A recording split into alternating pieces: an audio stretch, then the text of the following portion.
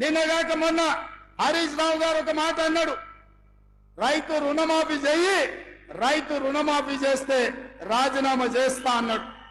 నేను ఈ వేదిక మీద నుంచి మాట ఇస్తున్నా, రామప్ప దేవాలయం శివుడి సాక్షిగా, సమ్మక్క సారలమ్మ సాక్షిగా, 1000 స్తంభాల గుడి సాక్షిగా, అక్కడి సూర్యుడు ఇక్కడ ఉదయించిన, భూమి ఆకాశం తిరగబడ్డా, తుఫానులు వచ్చినా, భూకంపం వచ్చినా, భూమి బద్దలైనా, నేను మాట ఇస్తున్నా 15 ఆగస్టు లోపల తెలంగాణ రైతాంగానికి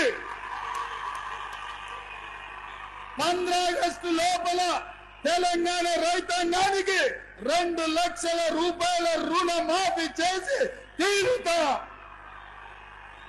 హరీష్ రావు అన్నావు కదా సిద్దిపేటకు రాజీనామా చేస్తా అని.